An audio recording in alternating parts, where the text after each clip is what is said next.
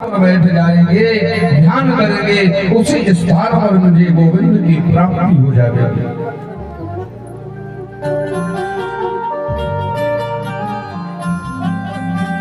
एक सीधी बात है प्यारे,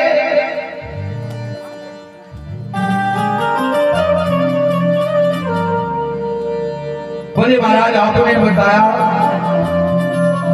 ये जगत में तो दुर्लभ है, पर प्रयास करने से कोई दुर्लभ भी नहीं है।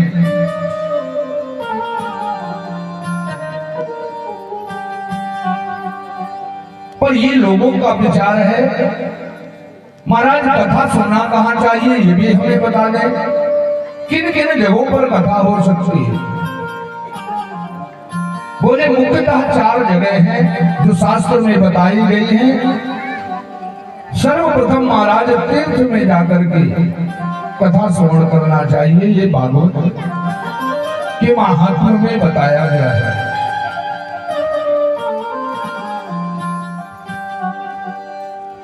बोले महाराज यदि तीर्थ में जाने की व्यवस्था ना हो, महाराज आजकल तीर्थ जाना बड़ा महंगा पड़ता, तकरीबन 50,000 लगते हैं। बोलो राधे राधे बोल दो।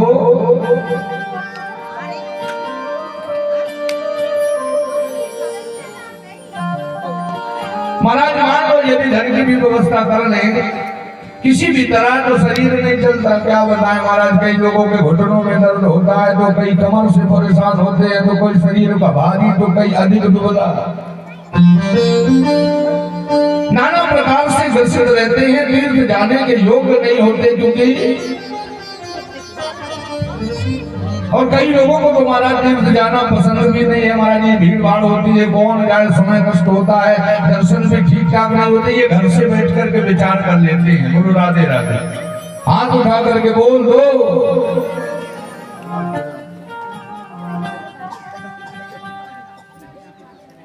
तो बोले यदि तीर्थ की व्यवस्था ना बने तो बोले गंगा तरंग रमणीय जटा कलापम गौरी निरंतर विभूष सवाम भागम नारायण प्रियमनंग मदापहारम वाराणसी पुरपते भज विश्वनाथम। जिस कथा को श्रवण करके श्री सुखदेव जी महाराज अमर को प्राप्त हुए, मृत्यु पर विजय प्राप्त किए, वह गंगा जो मेरे भोलेनाथ के मस्तक में विराजमान है, गंगा के निकट बैठ करके कथा श्रवण करने से अमर कथा कही जाती है।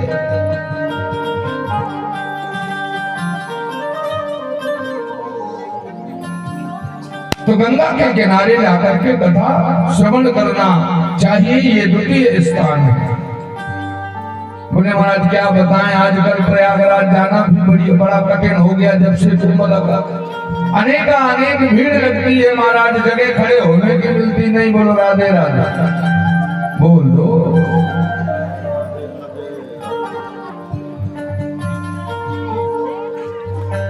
तो महाराज गंगा जाने की व्यवस्था ना बने तो कहने लगे महाराज मंदिर मंदिर प्रति कर शोधा, देखे जहाँ तहाँ अगणित जोधा, देखे जहाँ तहाँ अगणित जोधा। मंदिर मंदिर प्रति कर शोधा, देखे जहाँ तहाँ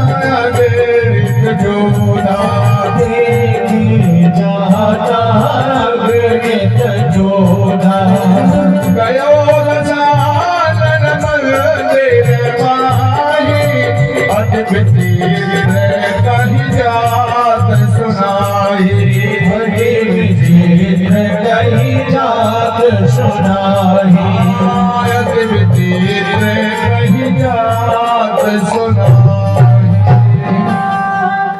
मंदिर मंदिर प्रतिकर शोधा, देखे जहाँ अगणित जोधा, गयो दशानन मंदिर माहे, अति विचित्र कही जात सुना।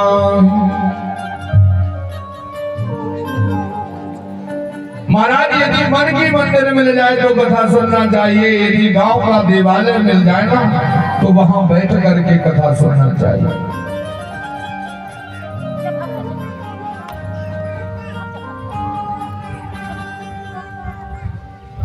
राजा परीक्षित कहने लगे, महाराज सतयुग राजा रावण के यहाँ एक ही मंदिर थी जो थी महाराज विभीषण के यहाँ। पूरे लंका में मंदिर की व्यवस्था नहीं थी, लेकिन सतयुग राजा रावण के हृदय में मंदिर जहां पर निवास था, शयन कक्ष था, उसे तुलसीदास जी ने मंदिर शब्द बताया और विभीषण के मंदिर को कुटिया बताया। ये मन का भाव है, क्योंकि मन का मंदिर बड़ा होता प्यारे। सुखदेव जी कहते हैं, बोले महाराज मंदिर में बैठ करके कथा श्रवण करना चाहिए। और बोले महाराज यदि मंदिर ना मिले तो बोले बगीचा, जहां फलदार वृक्ष हो, वृक्षों की छाया हो, पशु पक्षी इत्यादि का निवास हो या गौठान हो, वहां पर कथा श्रवण करना चाहिए। बोलो राधे राधे, हाथ उठाकर बोल।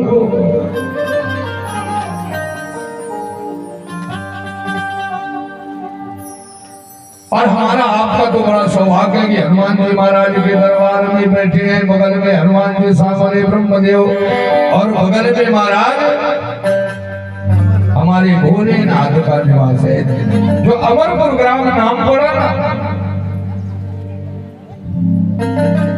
जगत में दो ही अमरनाथ हैं महाराज, एक तो बर्फीले अमरनाथ और दूसरे अमरपुर के अमरनाथ।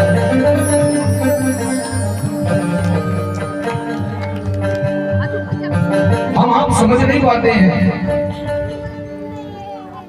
और कहते हैं ना, जो एक चीज मैं आपको बता दूं, शास्त्र कहता है करोड़ों की वस्तु यदि सरलता से प्राप्त हो जाए तो हमें मूल्य पता नहीं होता है। कीमत उसकी करोड़ों में है और बिना मेहनत के मिल जाए तो हम उसे तुच्छ समझ लेते हैं, और तुच्छ वस्तु यदि मेहनत से मिले तो हम उसे करोड़ों में समझते हैं। ये हमारा दुर्भाग्य है। हम विचार करते हैं अमरनाथ यात्रा में जाएंगे महाराज, पैदल जाएंगे, वहां से बचकर आएंगे नहीं आएंगे इस बात में कोई गारंटी नहीं है। और घर में अमरनाथ बैठे हैं, उनके दर्शन करने में कई वर्ष बीत जाते हैं, हमें जाने की इच्छा नहीं होती। क्यों? क्योंकि भोलेनाथ सरल है ना।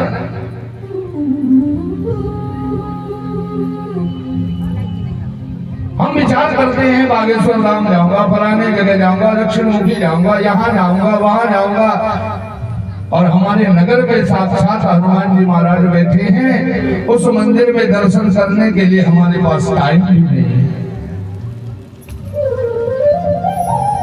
और जब हमें कष्ट उत्पन्न होता है तो हम अपने भाग्य को कोसते हैं महाराज की हमारा भाग्य बेकार है।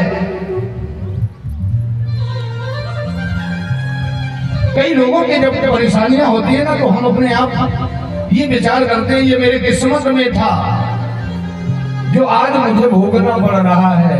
अब सारा जीवन व्यतीत कर दिया। मैं आपको एक बात बता दूं प्यारे, कभी प्यासे को पानी पिलाया नहीं, बाद अमृत पिलाने से क्या फायदा। कभी प्यासे को पानी पिलाया नहीं, बाद अमृत पिलाने से क्या फायदा।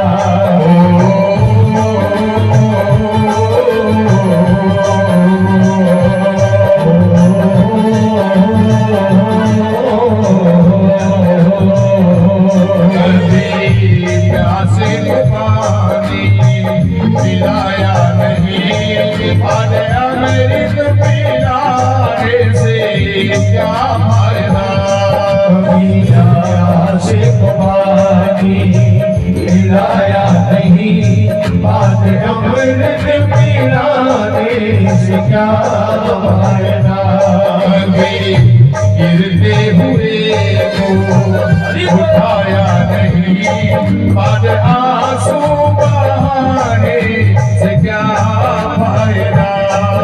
गिरते हुए को उठाया नहीं, आज आंसू बहाने से क्या फायदा। हाथ ना करके हरी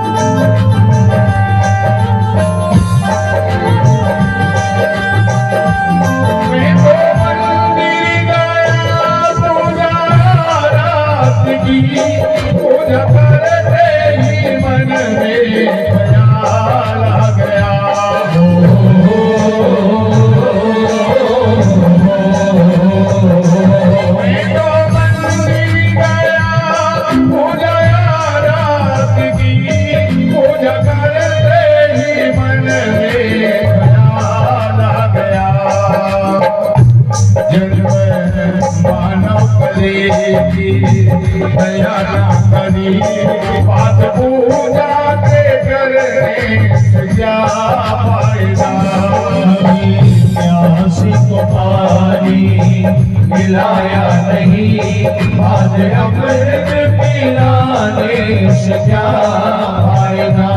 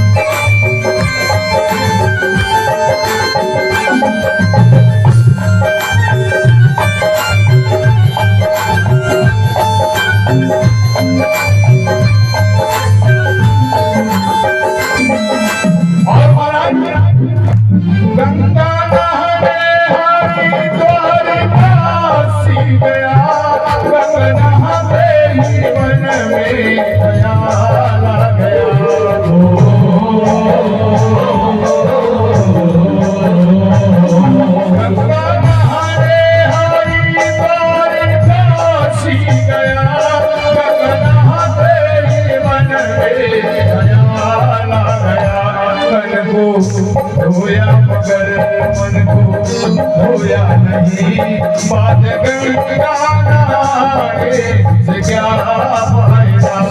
कभी से पानी मिलाया नहीं, आज अमृत पिलाने से क्या फायदा।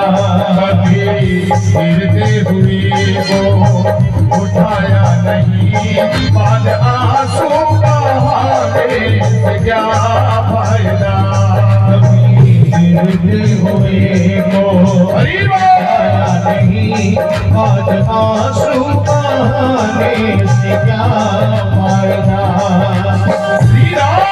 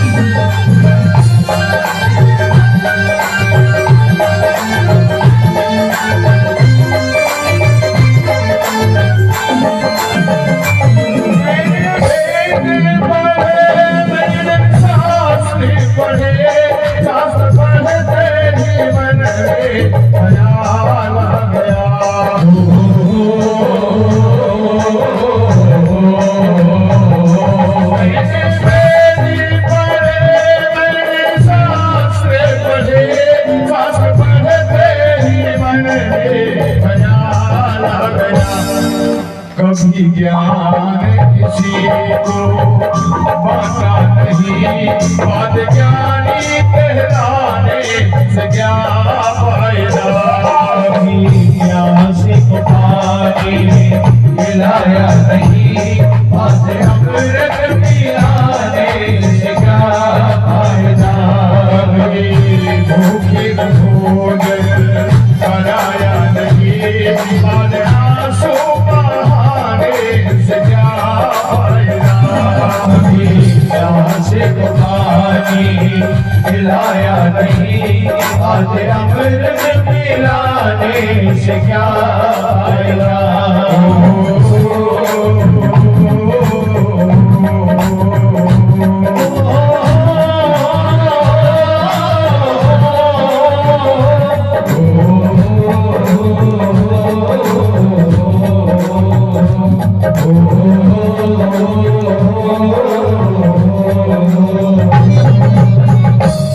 कभी प्यास को पानी पिलाया नहीं, बाद अमृत पिलाने से क्या फायदा। कभी हम अपने जीवन में, शास्त्र कहता है प्यारे कबीरा सदक कबीर नाम धनवंता नहीं कोय, और धनवंता सोई राखियो जग राम नाम धन होए।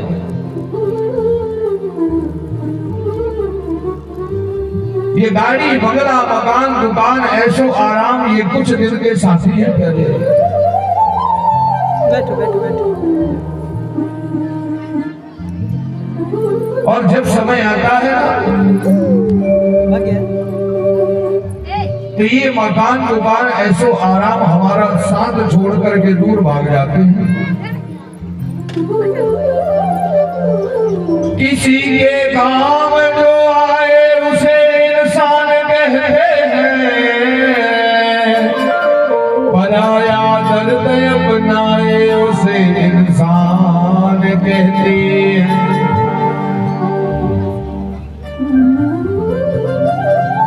महाराज यदि जीवन में मन मंदिर मिल जाए, इससे बड़ा स्थान कथा श्रवण करने का, कथा सुनाने का कोई और स्थान नहीं है।